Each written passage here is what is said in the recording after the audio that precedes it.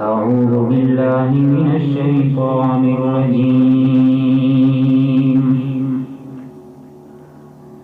بسم الله الرحمن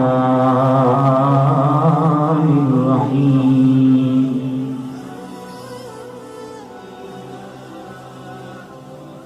قالوا يا ذا القرنين إن يأجوج ومأجوج مفسدون في الأرض فهل نجعل لك خرجا على أن تجعل بيننا وبينهم سدا قال ما مكنني فيه ربي خير فأعينوني بقوة أجعل بينكم وبينهم ردما آتوني زبر الحديد حتى إذا ساوى بين الصدفين قال انفخوا حتى إذا جعله نارا قال آتوني أفرغ عليه قطرا فما استطاعوا أن يظهروه وما استطاعوا له نقبا قال هذا رحمة من ربي فإذا جاء وعد ربي جعله دكا وكان وعد ربي حقا.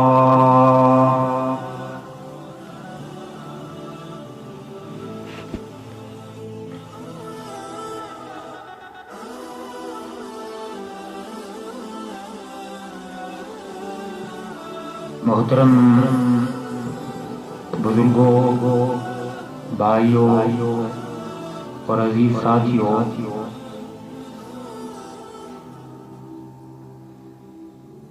سورہ کہف کی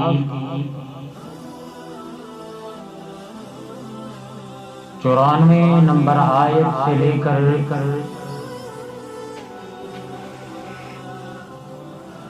98 تک یہ آپ کے سامنے میں نے تلاوت کی ہے.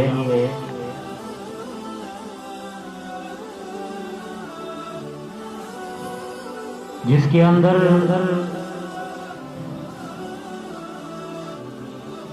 اللہ تعالیٰ نے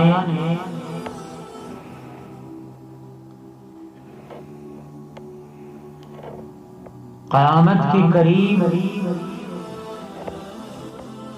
پیش ہونے والے واقعات میں سے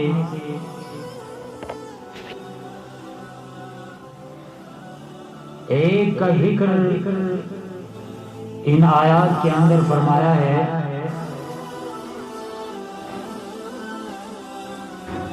اور یہ ہم مسلمان ہونے کی حیثیت سے یہ سنتے ہی رہتے ہیں کہ قیامت کے قریب یاجوج ماجوج جو اللہ پاک نے ایک قوم کو بند کر رکھا ہے، وہ قیامت کے نزدیک ان کو کھول دیا جائے گا.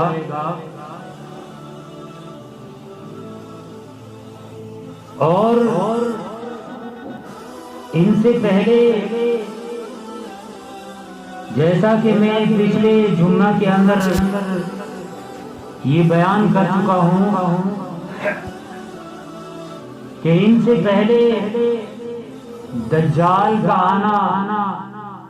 وہ بھی لازمی ہے. اور اللہ کے رسول صلی اللہ علیہ وسلم نے اس کے بارے میں بھی یہ ارشاد فرمایا کہ دجال 40 دن کا عرصہ میری امت کے اندر رہے گا اور ان 40 دنوں میں سے پہلا دن 1 سال کے برابر، دوسرا دن 1 مہینے کے برابر، اور تیسرا دن 1 ہفتے کے برابر ہوگا، اور بقیہ دن جو 37 دن ہوں گے وہ عام دنوں کے برابر ہوں گے۔ تو اس لحاظ سے یہ 1 سال 2 مہینے اور 2 ہفتے تک امت محمدیہ کے درمیان یہ فساد مچاتا رہے گا، اور پھر جس وقت اس کے خاتمے کا وقت ہوگا تو اللہ تعالی حضرت عیسیٰ علیہ السلام کو اس دنیا میں دوبارہ بھیجیں گے، اور پھر وہ آ کر اس دجال کو قتل کریں گے، اور اس کے بعد پھر یہ یاجوج ماجوج جو اللہ تعالیٰ نے سورہ کہف کے اندر اس کا بیان تفصیل سے ارشاد فرمایا ہے کہ حضرت ذوالقرنین یہ جب سفر کرتے ہوئے ان کی طرف گئے تو وہاں کے لوگوں نے ان کو یہ کہا کہ یہ یاجوج ماجوج جو ہیں یہ ہمیں بہت تنگ کرتے ہیں، لہذا آپ ان کے اور ہمارے درمیان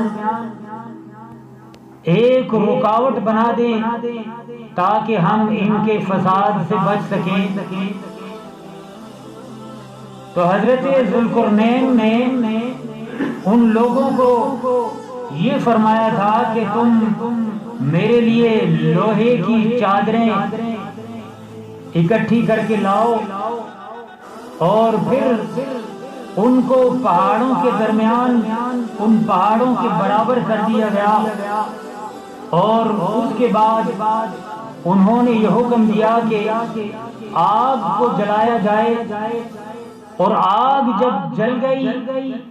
تو یہ لوہے کی چادریں جو تھیں یہ بالکل آگ کی طرح بن گئی تھی۔ تو اس کے بعد پھر حضرت ذوالقرنین نے ان کے درمیان تانبے کو پگھلا کر ڈال دیا، اور اس کے بعد ان یاجوج ماجوج کی حالت یہ ہو گئی تھی کہ نہ وہ اس پر چڑھ سکتے تھے اور نہ ہی اس کے اندر کوئی نقب لگا سکتے تھے۔ تو اب تک اللہ تعالیٰ نے ان کو اسی حالت میں رکھا ہوا ہے، اور وہ حضرت ابو ہریرہ رضی اللہ عنہ کی حدیث کے مطابق وہ اس دیوار کے اندر نقب لگاتے رہتے ہیں، اور جس وقت ان پر سورج کی کرنیں پڑتی ہیں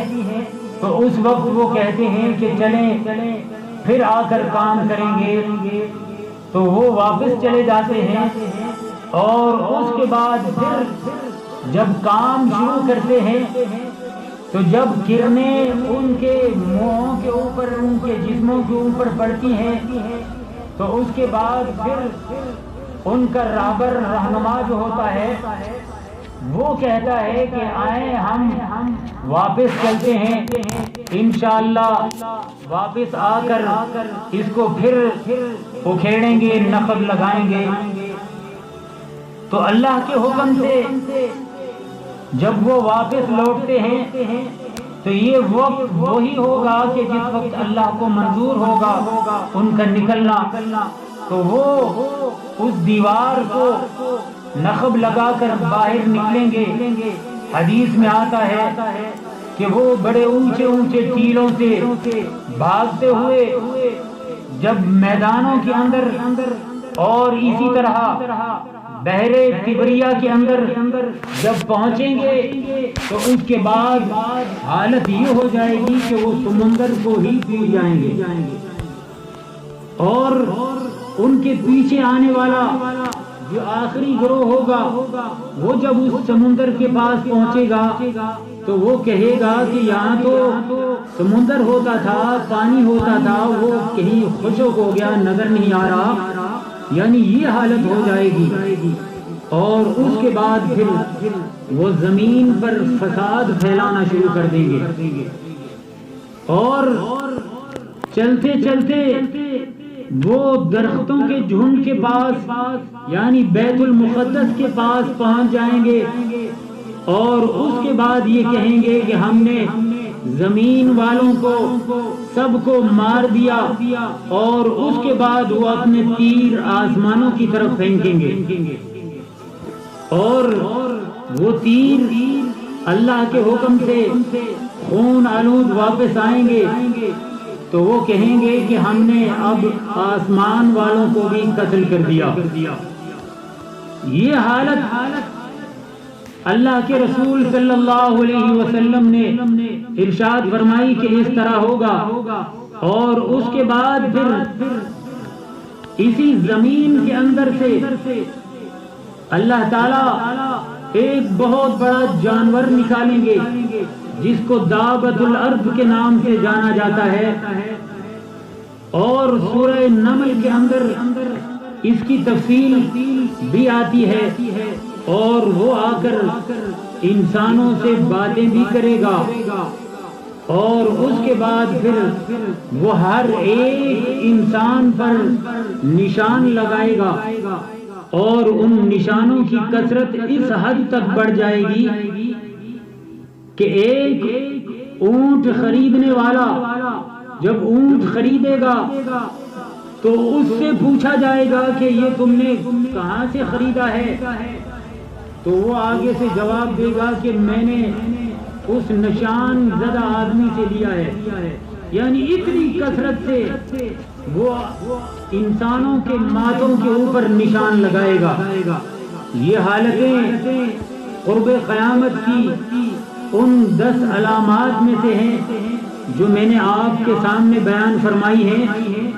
اور یہ کوئی ویسے ہی قصے کہانیاں نہیں ہیں، بلکہ اللہ کے رسول صلی اللہ علیہ وسلم جو صادق الوعد ہیں اور ہمیشہ سچی بات کرنے والے ہیں، ان کے منہ مبارک سے یہ اللہ کی طرف سے نکلنے والی باتیں ہیں جن کو احادیث مبارکہ کہا جاتا ہے۔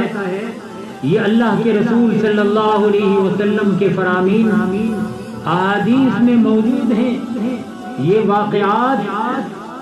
لازماً ہونے والے ہیں، اور یہ قرب قیامت کے قریب یہ واقعہ ہونے والے ہیں، اور ان کے واقعہ ہونے کے بعد جس طرح میں نے پہلے بھی کہا کہ اس کے بعد توبہ کا دروازہ بند ہو جائے گا، اور ایمان لانا اس وقت کا کہ جب یہ نشانات ظاہر ہو جائیں گے وہ ایمان لایا ہوا بھی قابل قبول نہیں ہوگا، نہ ہی اس کا کچھ فائدہ ہوگا۔ تو اس لیے میرے بھائیوں، یہ دنیا کی زندگی یہ 4 دن کی زندگی ہے، معلوم نہیں کب ختم ہو جائے، تو ہمیں چاہیے کہ ہم ان نشانات سے پہلے اپنے آپ کو راہ راست پہ لگا لیں، اور اپنے آپ کو قرآن اور سنت رسول صلی اللہ علیہ وسلم کے تابع کر لیں، تاکہ یہ نہ ہو کہ ہمیں کل قیامت کے دن پچھتانا پڑے۔ اللہ سے دعا ہے کہ اللہ ہم جو سنتے اور سناتے ہیں ہمیں صحیح معنوں میں قرآن اور سنت رسول صلی اللہ علیہ وسلم کے مطابق اپنی زندگیاں ڈھالنے اور اللہ کے رسول صلی اللہ علیہ وسلم کی صحیح معنوں میں تابعداری کرنے کی توفیق عنایت فرمائے. وما علینا الا البلاغ المبین.